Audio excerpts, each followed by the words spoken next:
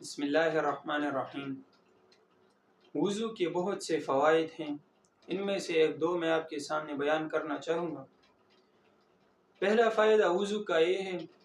کہ انسان جب وضو کرتا ہے تو اس وضو کی وجہ سے اس انسان سے جو غفلت کا پردہ اس پر چڑھا ہوتا ہے وہ اس سے اتر جاتا ہے۔ اب دیکھیے، اگر انسان بغیر وضو کے نماز پڑھتا ہے، اگر نماز بغیر وضو کی جائز ہوتی تو انسان بالکل غفلت کی حالت میں نماز کے اندر جاتا، حالت غفلت میں وہ نماز ادا کرتا، اور غفلت کا نشہ اس پر اس طرح طاری ہوتا کہ یہ بالکل نشیلی آدمی کی طرح نماز پڑھتا۔ اور جب غفلت میں نماز پڑھی جائے، جو عبادت غفلت میں کی جائے، تو اللہ تعالیٰ کی نزدیک وہ عبادت پر عبادت نہیں رہتی۔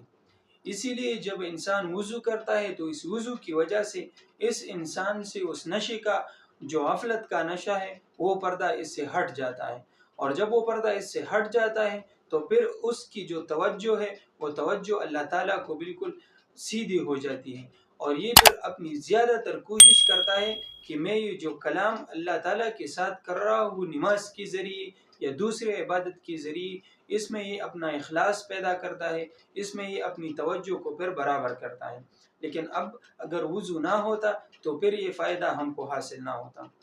دوسری وجہ یہ ہے کہ طبی مشاہدہ ہے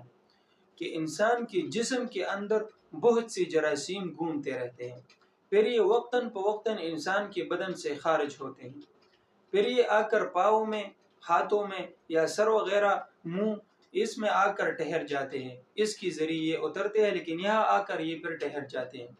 تو جب ہم وضو کرتے ہیں تو اس وضو کا جو پانی ہے اس پانی کے ذریعے طبی معائنہ ہمیں یہ کہتا ہے کہ اس پانی کے ذریعے انسان کے ہاتھوں سے، انسان کے پیروں سے، انسان کی منہ سے جو جراثیم ہوتی ہے وہ جراثیم یا تو نیچے گر جاتے ہیں اس پانی کے ساتھ، یا پھر اندر ہی اندر اس کا جو جوش ہوتا ہے وہ جوش مر جاتا ہے۔